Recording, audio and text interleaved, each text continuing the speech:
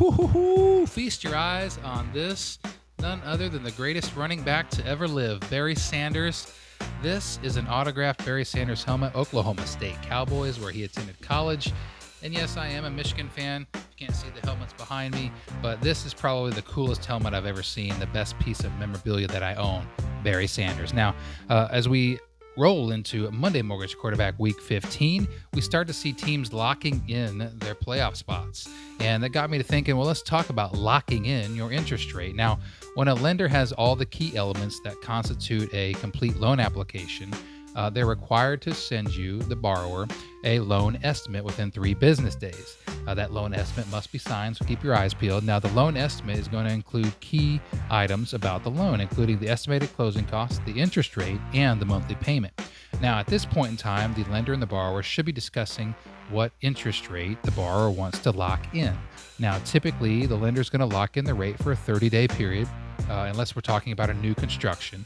And there are some lenders out there that can customize the rate lock period, us being one of them. So just keep that in mind. Now, if the loan does not close prior to the lock extension date, now that lock can typically be extended, but it's going to come at additional cost. So if you got any questions about this part of the process, please reach out to me. I'd be more than happy to help you. Now, as we talk about Week 15, it started in Santa Clara, and it was a week after this team being involved in the highest scoring game of the year. The LA Rams found themselves involved in a game that didn't have a single touchdown. Yeah, this one was a sloppy game on Thursday night. The Rams forced a turnover and limited the Niners to just 191 yards of total offense. It was Kyren Williams, the workhorse in this one. He ran the ball 29 times for 108 yards to lead the Rams to a 12-6 road victory, move them to 8-6 and very much alive for a playoff spot. It's a very dangerous Rams team that if their defense is going to play like that, the offense that they got the week prior wouldn't want to play them in the playoffs.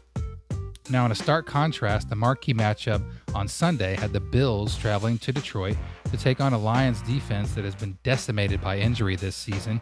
And really, this matchup, the first 2 place teams, the offenses did not disappoint. In Josh Allen, I mean, I don't know what else we have to say about Josh Allen. He put up 4 total touchdowns, 2 rushing, 2 passing, 430 total yards in this one. And really, a battle of the quarterbacks, Jared Goff threw for almost 500 yards passing, had 5 touchdown passes.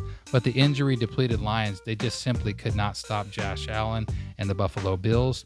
And even though there's nearly 500 yards of offense by Jared Goff, it just was not enough.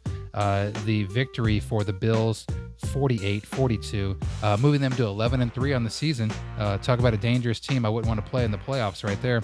While Detroit dropped to 12-2, and the Lions would also lose running back David Montgomery. That one hurts me. I got him in my fantasy team. And also defensive tackle Aleem McNeil to season-ending injuries. And this list of injuries for the Detroit Lions, if you don't believe me, go look it up. I'm not sure they have anybody left to play next week. So we'll see how that's going to impact their playoff run coming up.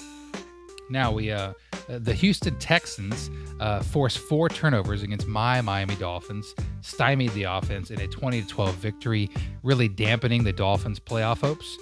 So we'll see. May have to be next year, Dolphins fans. Now, the Chiefs' defense forced 6 turnovers versus the Cleveland Browns, leading to a 21-7 road win. But star quarterback Patrick Mahomes left the game in the 4th quarter with a high ankle sprain. So we may need to look at this as we go forward. That race for the number 1 seed between the Chiefs and the Bills, that thing might be heating up because Patrick Mahomes may end up missing some time. So we'll have to see going forward. Now, we had other wins by the Bengals, the Commanders moving to 9-5, the Ravens at 9-5, Cowboys with the win, the Jets with the win, the Broncos moving to 9-5, looking like a playoff team right there. The Cardinals at 7-7, they get a win. The Bucks 8-6 in the NFC South now get a win over the Chargers in a matchup of 2 possible playoff teams. The Bucks find themselves in first place in the NFC South.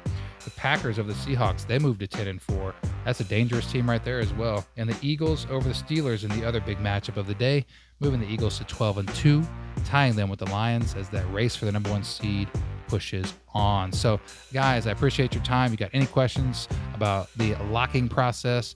Anybody out there wanting to get pre-approved, give me a call. 850-390-0111. Makos Mortgage Minutes. We'll see you next time.